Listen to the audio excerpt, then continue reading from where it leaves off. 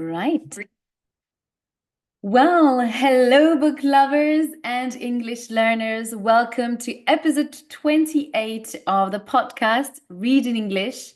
I'm Lydie Bureau and I'm an English teacher in France. I'm also the founder of Lydie's Book Club, a book club for English learners and book lovers. In this book club, I offer live readings of adaptations of classics of literature and live readings of contemporary novels in their original texts. I mainly focus on female writers' work, whether English is their first or their second language. 3 times a month, I meet the members of the book club in a live workshop by Zoom to discuss the chapters of the book that we are currently reading.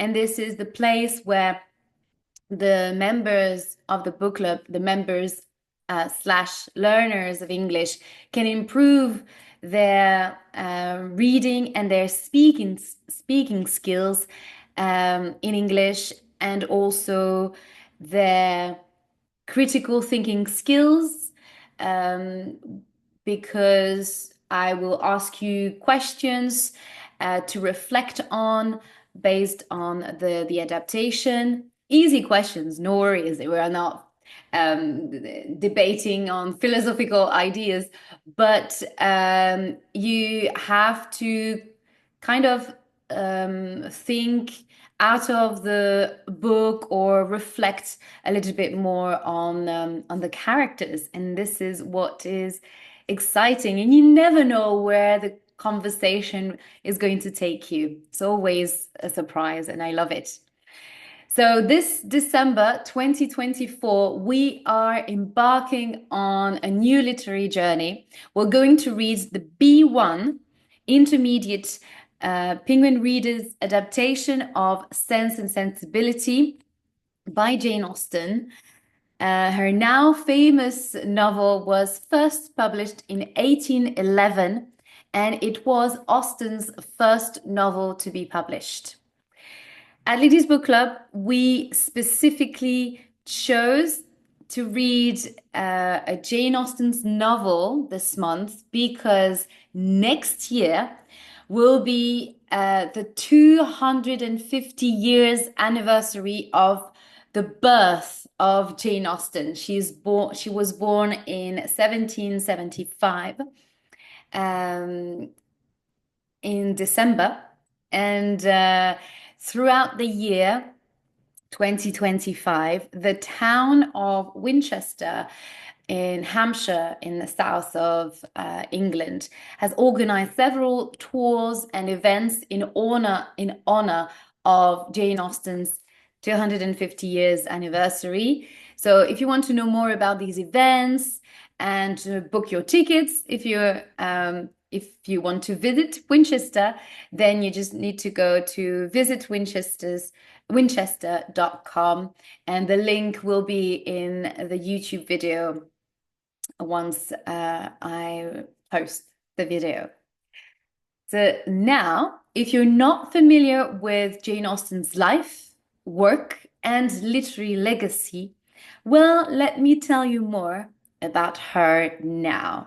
So in the book club, we're going to read this adaptation of the novel, but here is the original text. Here you can see the difference between the two books. And this is actually the book, and you can see inside the text, and amazing work. Right, so Jane Austen was born on the 16th December 1775 in a small rural town named Steventon in Hampshire, which is based in the south of England. Her father, George Austen, was the rector of a church, and as he had a small income, they belonged to the English gentry and not the high society. Very important to know. Jane grew up in a large household. She had 6 brothers and 1 elder sister, Cassandra, with whom she was very close, and she uh, they stayed together all their lives.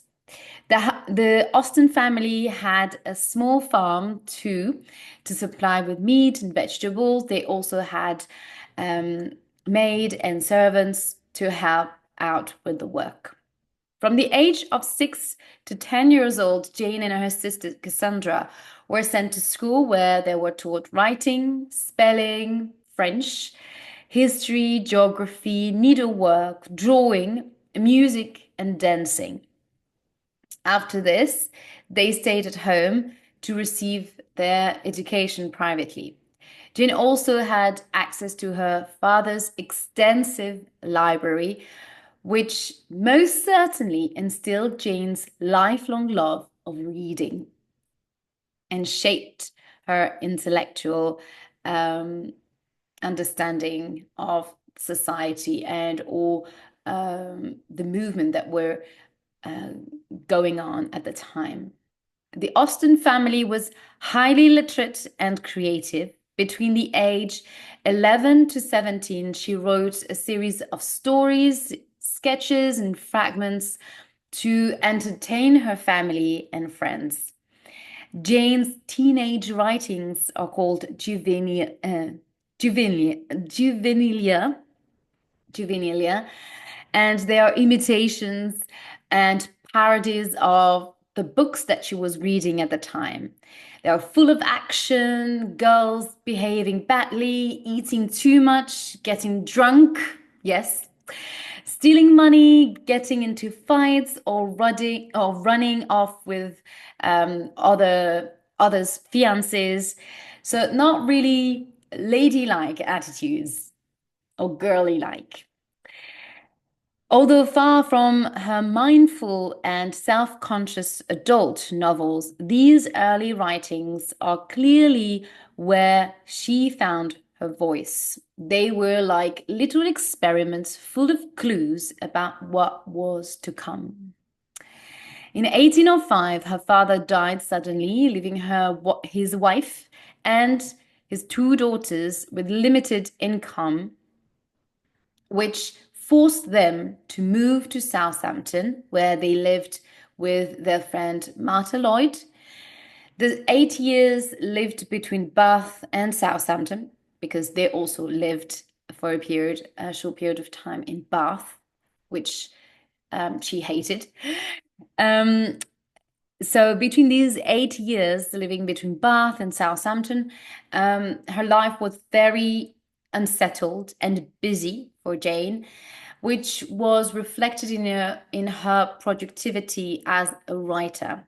During this period, she only focused on one unfinished novel called The Watsons, and she never managed to finish the book actually.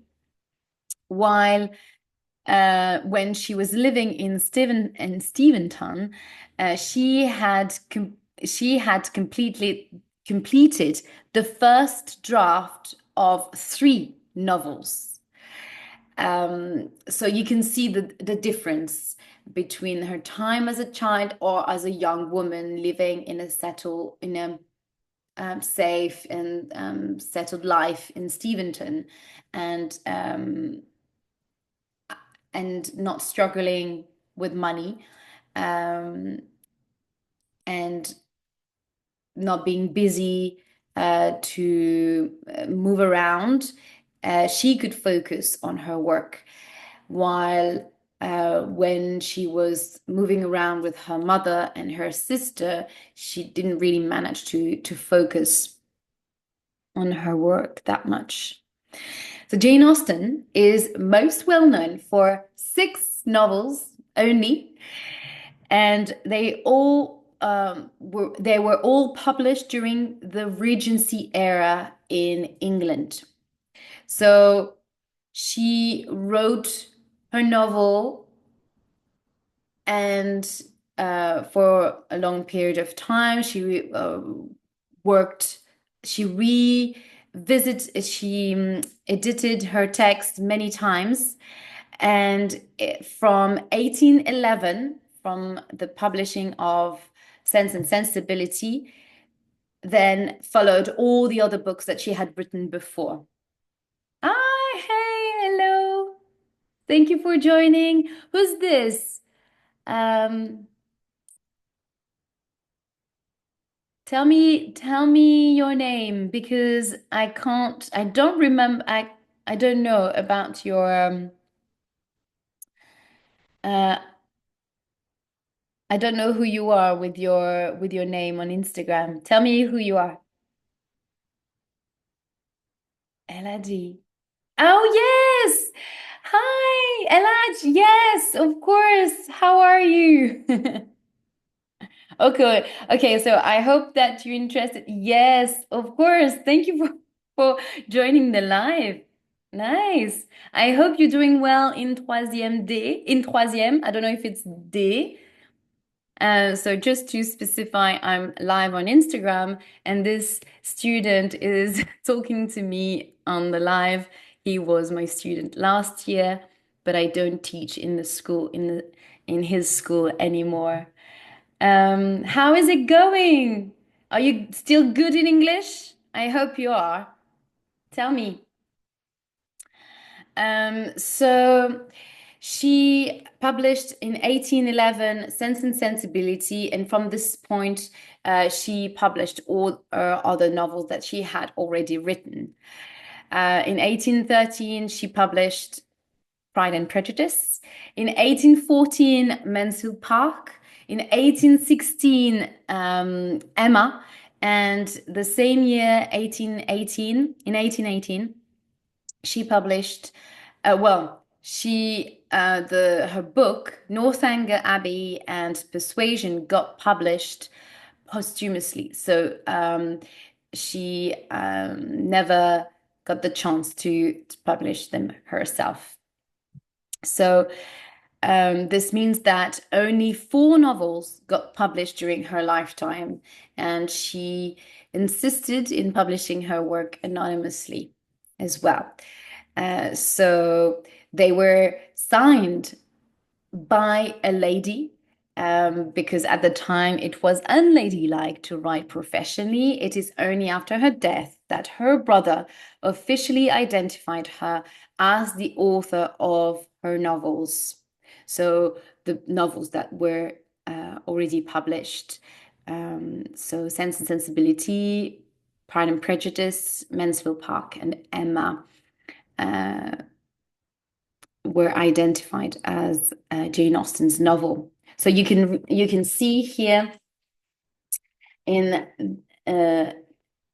original version, in the original text, here is the cover, and you can read by a lady. Yeah. So she wanted to keep her identity unrevealed, secret. Despite the small number of publications and her anonymous authorship, her works were popular and she enjoyed that success. Even though nobody knew it was her, only her friends and family. Even the Prince Regent, remember, we are in the Regency era. It's this time before Victoria became a queen. So the Prince Regent, which was at the head of the state at the time, loved her novel so much that he kept copies in all his residencies. And eventually, Jane dedicated her novel Emma to the regent at his request. Although people reading Jane Austen might think that her stories are only about love and romance and finding a partner, which isn't wrong, I have to say, of course, we must admit that it's very much around this. But what is fascinating about Jane's work is that she focuses her lens more on the perspective of these young women. They are all at the center of the narrative. Their troubles, their desires, and expectations are showed or expressed. Also, Austen's novel tell a lot about the condition of women in the early 18th century, their relation to money, their access to property, and being the mistress of their own home. All of Jane's leading ladies are either displaced from their physical home or from their family. This way, Jane shows how hard it is to find a true home, a place of safety in which one can be loved and understood. Her writing style highlights the interiority of her characters, the inner thoughts of her female characters, and the narrator's voice are brilliantly blended together, which we will call the free indirect discourse. She was largely credited for popularizing this literary technique in England, which perhaps gave birth, this is only my interpretation, that it gave birth to another literary technique in the that emerged in the early 20th century called the stream of consciousness, famously used by the British writer and feminist Virginia Woolf, who read um, Jane Austen, of course. I'm sure she did. Although she was, and there are evidence that she did, definitely. I think that she quoted Jane Austen in her work or in her interviews, perhaps. Although she was a successful author, Jane never had any financial stability. Throughout her life, she depended mostly on the female family members for housing and income. This was the fate of unmarried women at the time. Indeed, Jane never married and never had children. She had a brief romance with Tom Lefroy, a young, aspiring lawyer from Ireland. She met him as he was visiting his uncle in Hampshire, where Jane lived at the time. And when they met, they were both in their early 20s. And Tom was financially dependent on his uncle. And since neither of them had money, and an engagement between them was out of the question, especially on um, Tom's uncle's side. So when Tom's uncle found out that they were both in love, he quickly sent Tom away so he could not propose. Although Jane jokes about him in her letters, it was definitely a painful experience for both of them because 3 years later she was still thinking of him, and I believe that he was the greatest love of her life, and she never recovered. As for Tom Lefroy, he married an heiress, had children, and became Lord Chief Justice of Ireland. And as a very old man later on, very old man, sorry, when he was asked about Jane Austen, he revealed that he had loved her deeply in 1796, and that he always stayed very dear in his heart. Their romance actually was actually the subject of a film adaptation in 2007, starring the American actress Anne Hathaway as Jane Austen and James McAvoy as Tom Lefroy. And I invite you to watch this beautiful film on Jane Austen's life. Although a couple of years later, after meeting Tom, Jane received a marriage proposal from Harris Bigwither, a neighbor and a friend of the family. At first, she agreed to be married with him, but the next day she withdrew her acceptance and never received a marriage proposal again. I guess she wasn't that much in love with him in the end. Towards the end of her life, she lived quietly in the company of her sister, who also never married, and their mother. The three of them lived together in several places, such as Bath, Southampton, Chawton, and finally Winchester, where she will die with her beloved sister at her side. And later, Cassandra wrote, I have lost a treasure. Such a sister, such a friend has never can have been surpassed. She was the sun of my life, the gilder of every pleasure, the soother of every sorrow. I had not a thought concealed from her. And it is as if I had lost a part of myself. So those were the words of Cassandra after Jane died. So Jane died of illness at 41 on 18th July 1817. Modern biographers believe that she died of Addison's disease or adrenal insufficiency, but we're not really sure. So it was probably a form of cancer. And this disease at the time had no name, so they didn't really they could not identify clearly the illness, and there is no evidence of the origin and what could have been her actual disease. Yeah. So Jane Austen is buried at Winchester Cathedral, Hampshire, in south of England. Her epitaph doesn't make any reference to her literary career, unfortunately.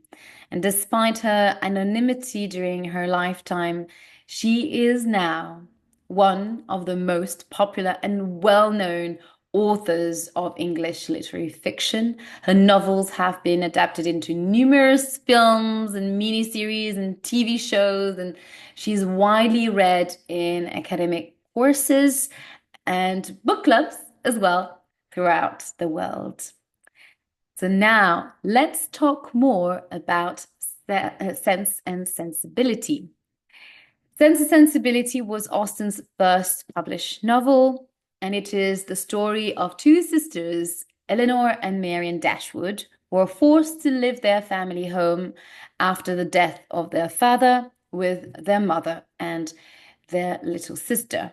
They eventually settle in a small cottage in Devonshire, and as they experience love, loss, and heartbreak, they start to understand the rules of society, and their respective qualities in sense and sensibility are going to be challenged. Originally drafted as a novel in letters in 1795, while she was living in Steventon, the story was called Elinor and Marianne, but Jane revisited the text several times until 1810, when she was living in Chawton.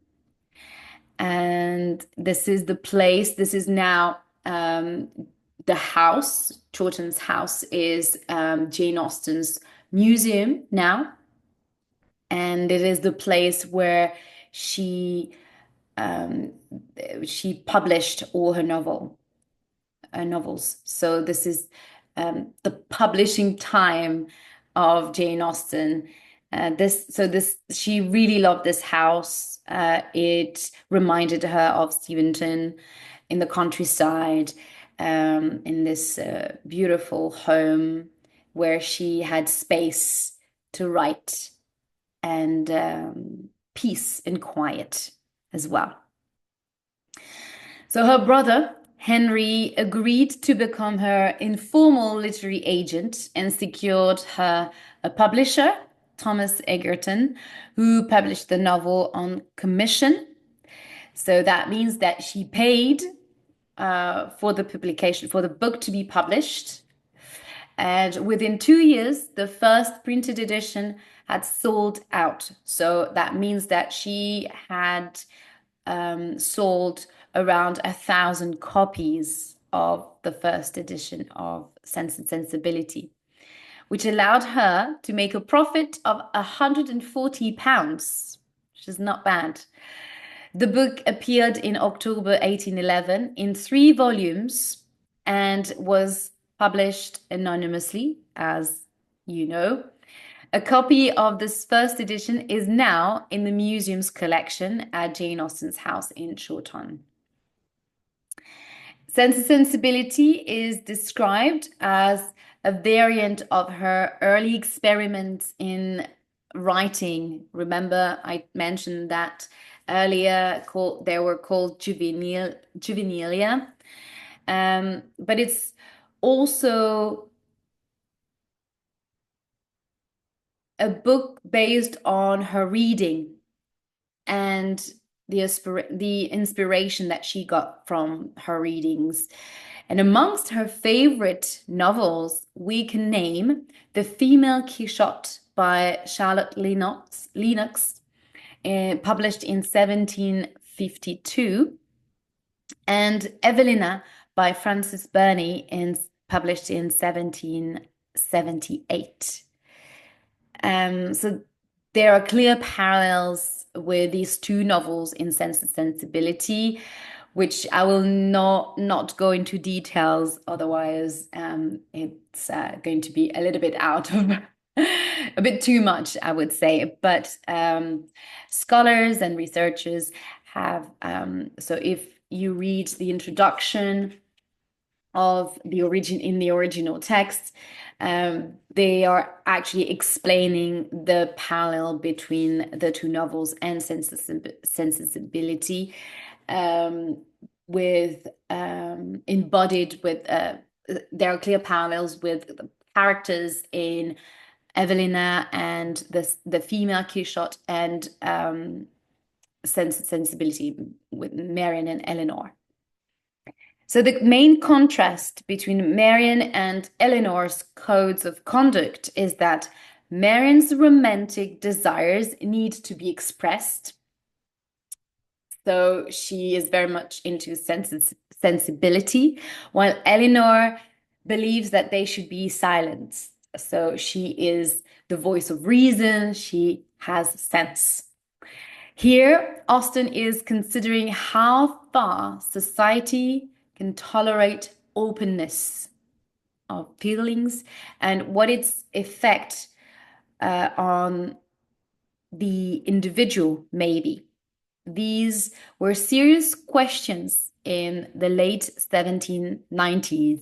So it doesn't seem like very relevant today, but at the time they were very important questions. And in fact, the notion of sensibility was widely debated, with radical thinkers like William Godwin, as we know, is the father of Mary Shelley, the author of Frankenstein, and Robert Bage, also a radical thinker and writer, philosopher, both favoring the complete openness of feelings practiced by Marianne over the hypocrisy and secrecy fed by the conservatives and the social rules.